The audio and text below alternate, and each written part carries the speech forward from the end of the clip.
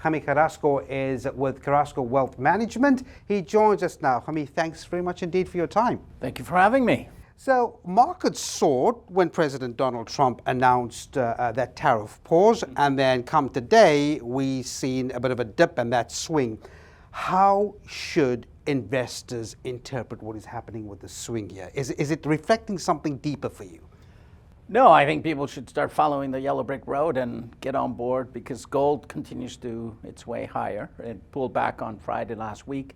Two reasons: they raised margins and China was closed, the biggest player. So what I think is important to understand is that whatever's happening right now, the tariffs are here to stay because they're implementing a brand new system. Something that I keep harping away at, MAGA, is the unwinding of the old economic paradigm. And as long as Trump is in office and he has the power to do it, that model is done and they're rebuilding, they're gonna do something else. Is it gonna work? We don't know yet.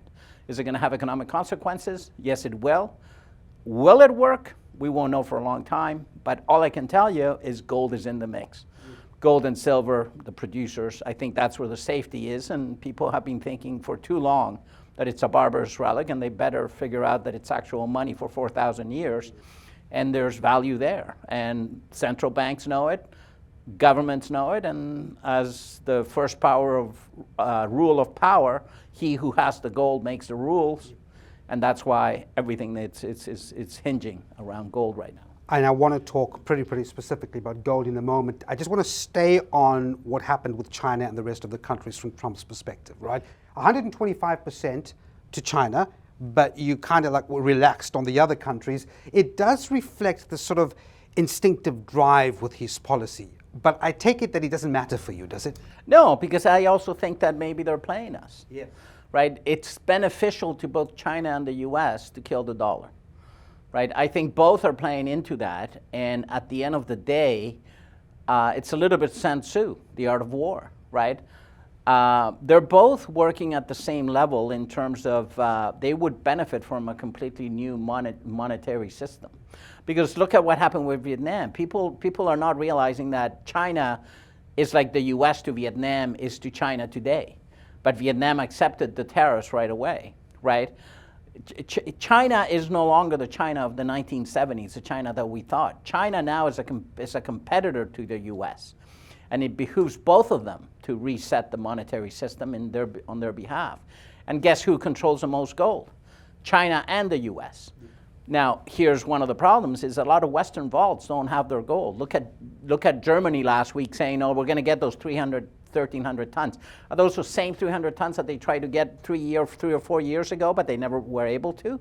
Good luck with that, because we know for a fact that China's sitting on 20,000 tons of Western vaults. How do we know that? They work on a metric system. All of those bars were resmelted from pound bars to kilo bars, and then they enter through the Shanghai Exchange, which is a physical exchange, no future contracts. Let's not forget that central banks are not necessary within a sound money system, right? And because of that, even Powell is a bit neutered. He's been kind of quiet lately, right? Why? Because Scott Bessent, who is the guy that we should be listening to, the new Treasury Secretary, has said they're going to revalue the asset side of the ledger. Well, sorry, but there's only one thing on the asset side of any central bank ledger or treasury, and that's gold.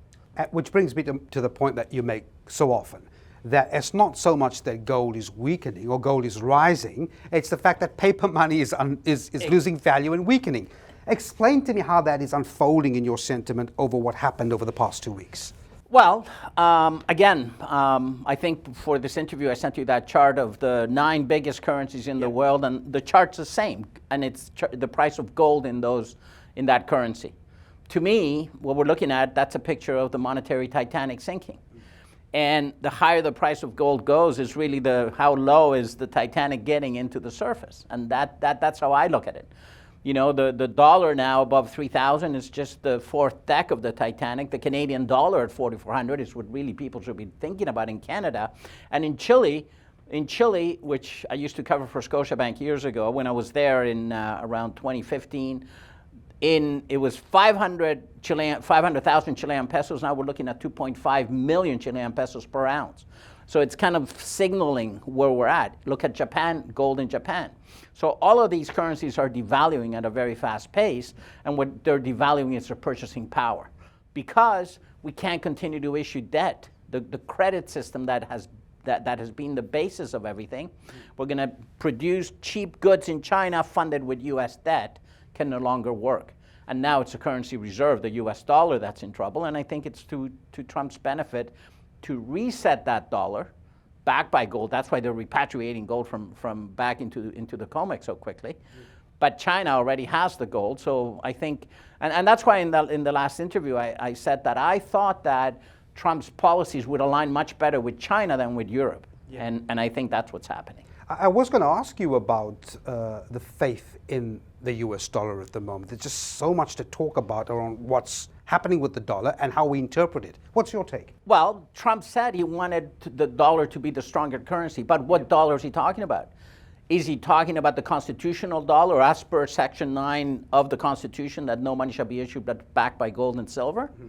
Or is he talking about the fiat dollar that Nixon unleashed in '74? I think he's talking about a sound money system. And that's where Judy Shelton is so important, who was the person that he had nominated for the Fed prior to Janet Yellen, when Janet Yellen was stepping down and Powell comes in.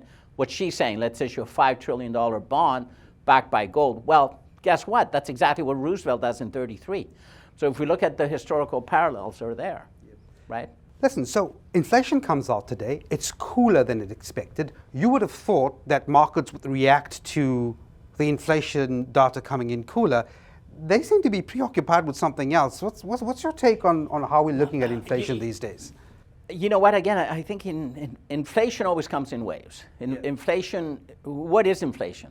Inflation is not that things are going up in price, it's that the money is devaluing. It's the loss of purchasing power of money, that it's costing you more and more and more to buy something, right? So I take the Latin American approach and look at it, okay, it's money that is devaluing, so is it going to continue to devalue? Yes, it will. All of these policies are going to create greater inflation whether we like it or not.